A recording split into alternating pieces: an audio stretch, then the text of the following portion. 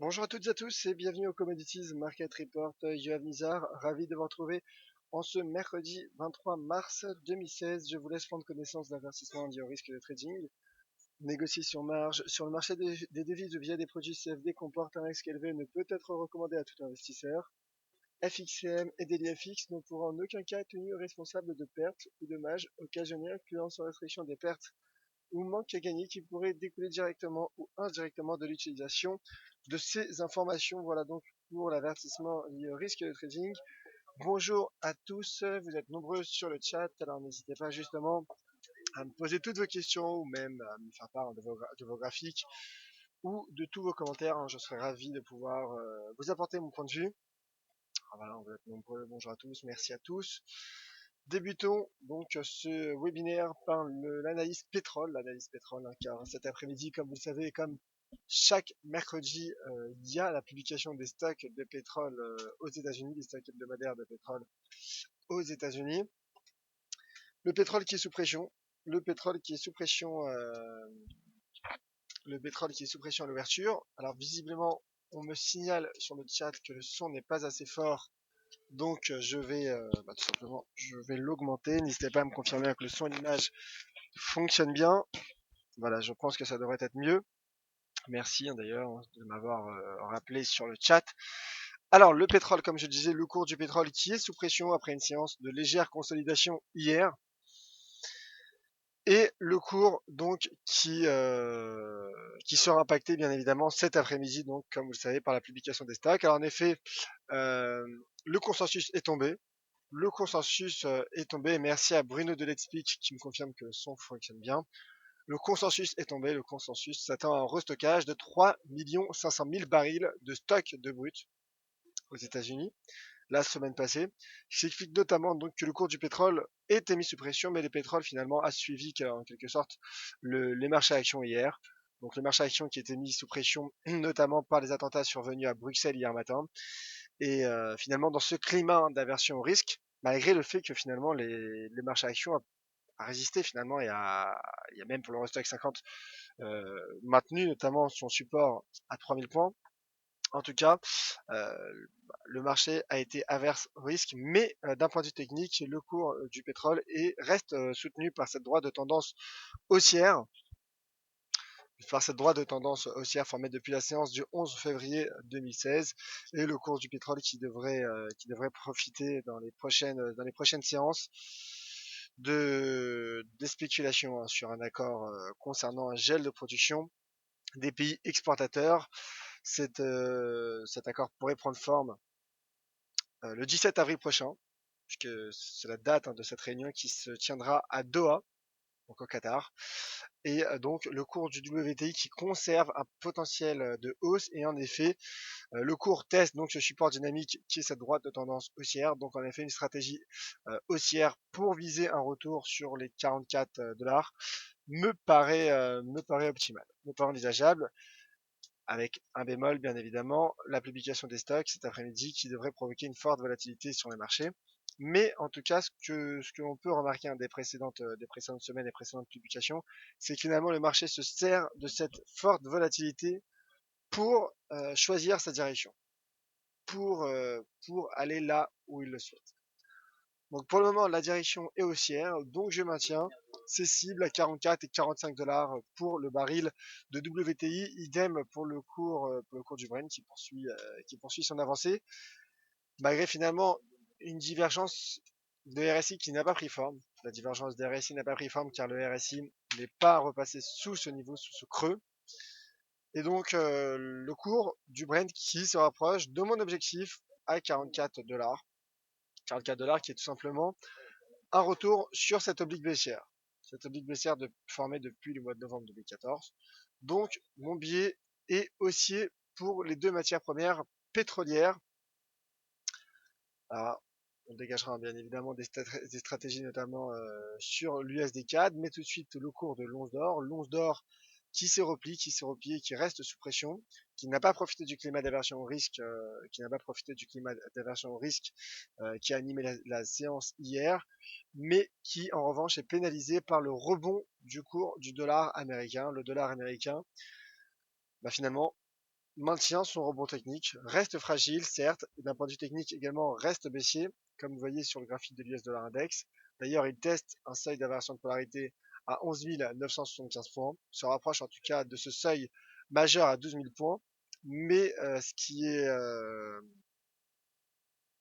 intéressant en tout cas, c'est que finalement le cours reste bel et bien baissier, le cours du dollar, mais pour le moment en effet il y a un rebond technique.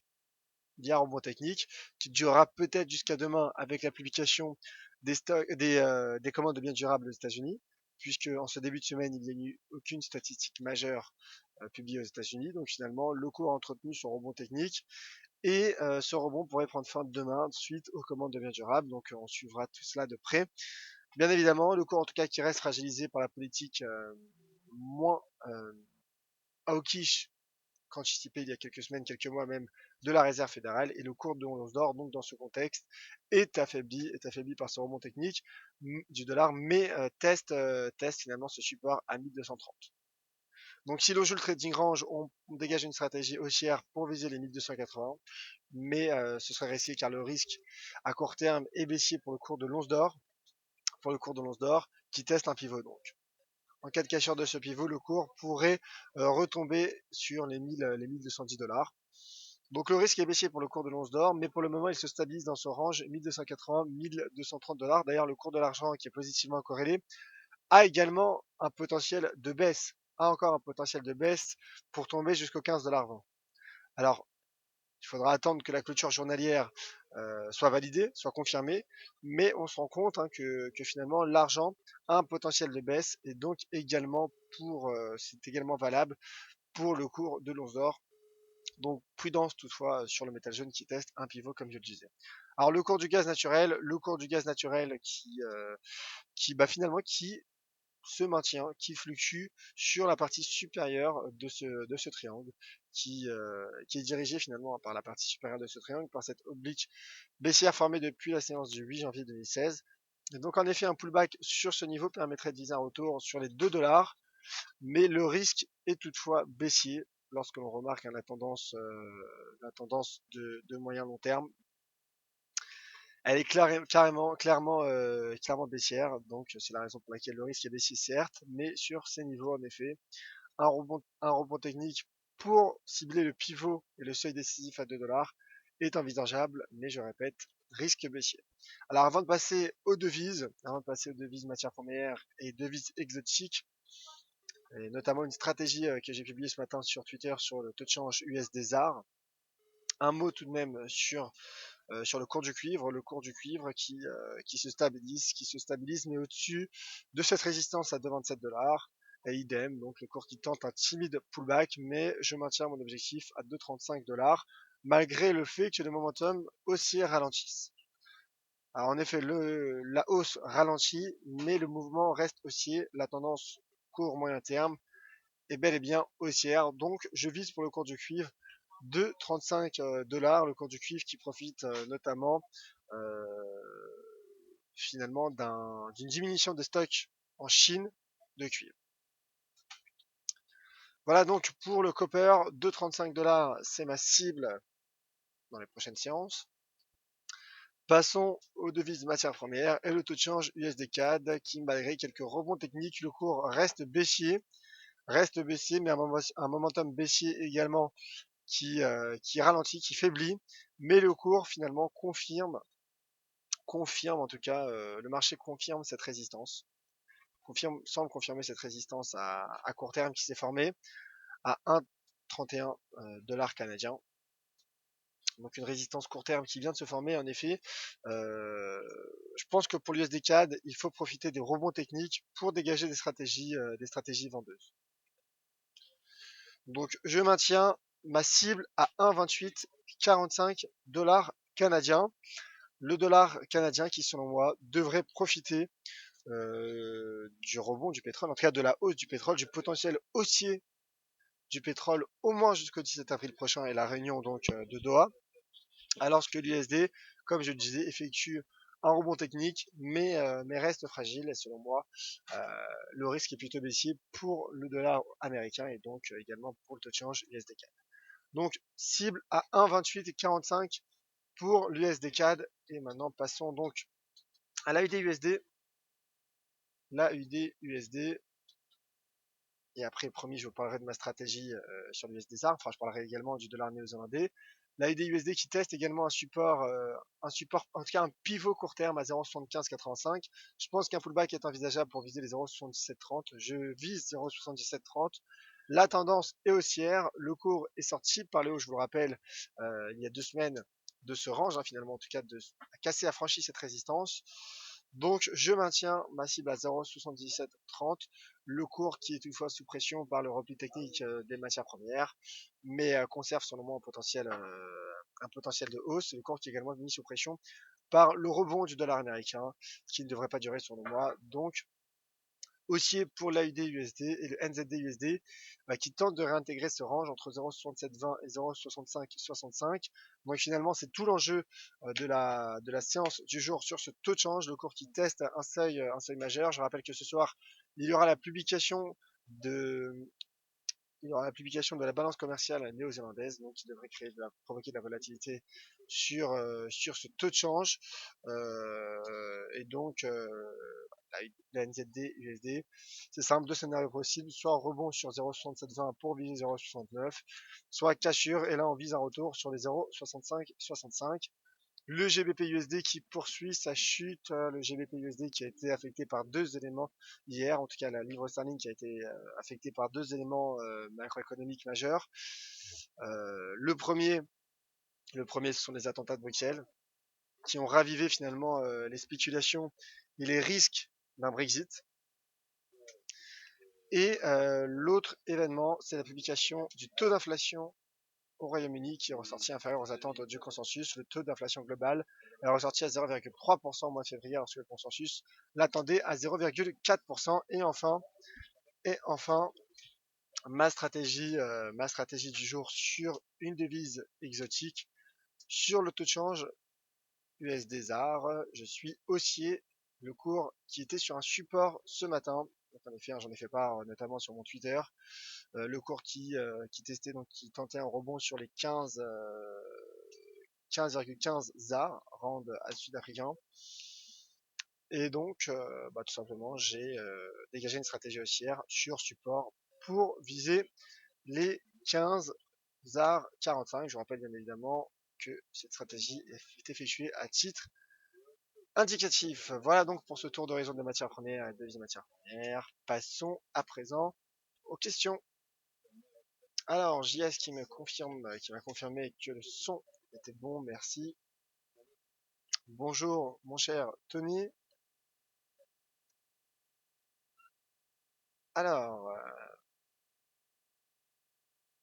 question de la part de JS justement.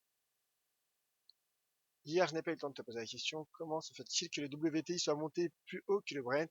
Est-ce anormal? Demande JS. Bah écoutez, comme je disais, en effet, il y a une légère divergence sur la bougie de vendredi. C'est tout simplement dû au contrat d'expiration, du contrat US Oil chez FXM, tout simplement. Le contrat a expiré vendredi soir. C'est la raison pour laquelle la bougie de vendredi sur le WTI, sur le US Oil, est nettement plus haussière que sur celle du Brent.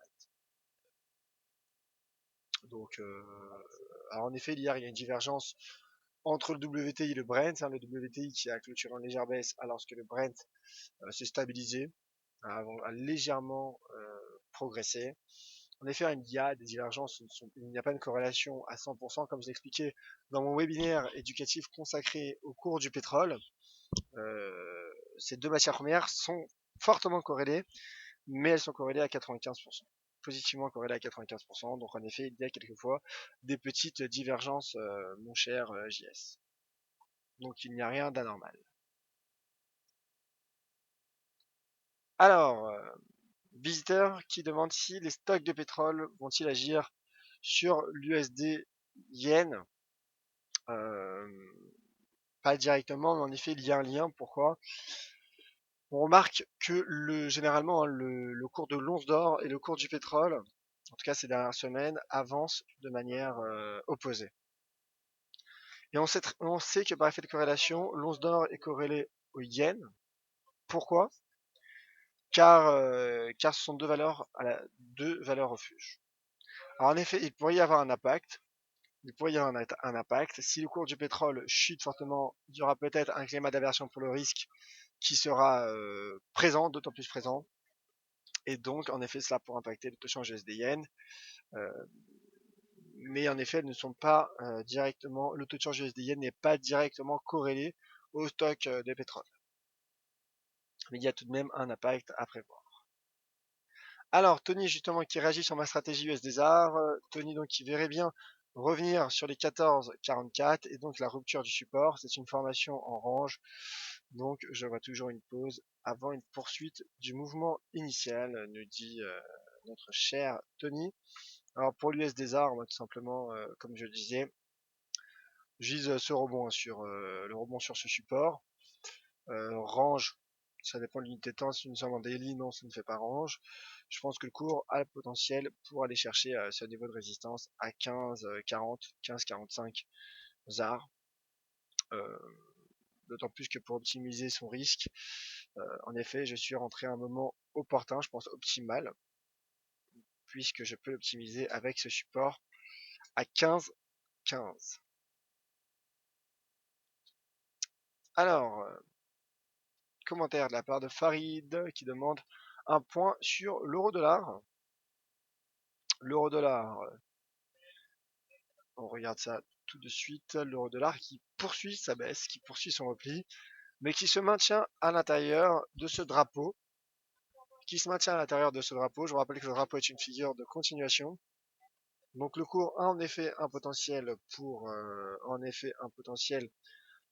rebondir et atteindre dans un premier temps donc la partie supérieure de ce drapeau à 1,1237. Je pense en effet, donc là je suis sur compte démonstration, que l'on peut dégager une stratégie haussière à court terme, donc pour viser un retour sur la partie supérieure de ce canal. Voilà. Si vous voulez, je vous ferai un point de cette stratégie à la closing bell ce soir à 17h30. J'en parlerai également, si vous me rappelez, demain dans le Commodities Market Report. Alors peut-être une question de nouveau de la part de Simon. Que penses-tu du ratio or-argent qui se trouve au plus haut depuis 2011, ratio 1,81 maintenant, alors qu'il y a 5 ans, il se trouvait à 1,35 plus ou moins, et à 1,38 plus ou moins le ratio or-argent il y a 5 ans, nous dit Simon. Alors écoutez, c'est vrai que je n'ai pas regardé ce ratio or-argent. N'hésitez pas, mon cher Simon, à, à me poster vos graphiques, à me poster vos graphiques, de façon à ce que je puisse analyser, avoir votre vision de manière claire et directe. Alors, je télécharge tout de même un graphique le temps qu'il charge hein, sur notre site partenaire tradingview.com. Alors,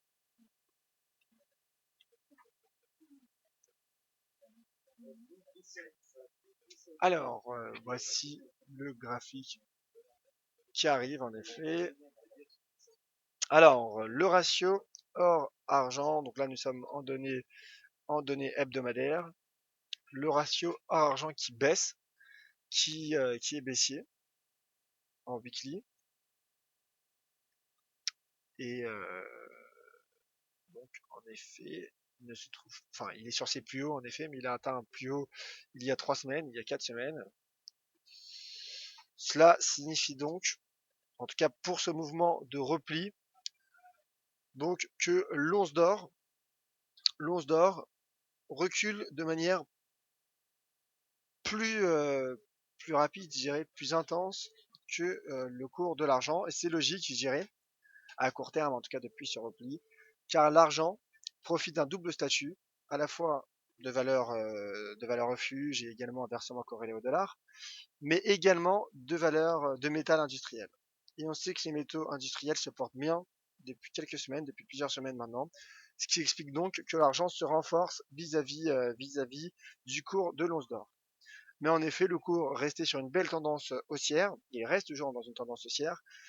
Cela fait suite Cela fait suite au net rebond et à l'accélération du cours de l'or en ce début d'année 2016 qui a profité d'un climat d'aversion au risque généralisé, climat d'aversion au risque notamment provoqué par les craintes liées au ralentissement chinois. Voilà mon cher Simon. Alors Tony qui demande mon avis sur les indices américains. Bah, écoutez, je suis haussier. Je suis haussier à l'image du S&P 500. Le S&P 500 qui se maintient pour le moment au-dessus de cette droite de tendance haussière en données journalières. Euh, je, tant que la droite n'est pas cassée de manière significative, je maintiens mon objectif. Je pense que le cours a le potentiel pour aller chercher les 2080, puis les 2110 points. Également pour le Dow Jones, qui est logiquement corrélé, qui teste également cette droite de tendance haussière, mais je maintiens donc mon objectif haussier pour viser 17 900 points sur le Dow Jones.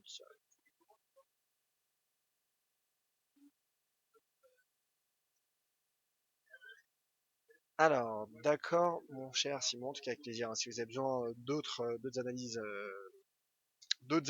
croisées, d'autres analyses sur des actifs, sur l'évolution relative de deux actifs, bah, n'hésitez pas à me contacter donc soit sur Twitter, soit en live, hein, comme vous venez de le faire, mon cher Simon.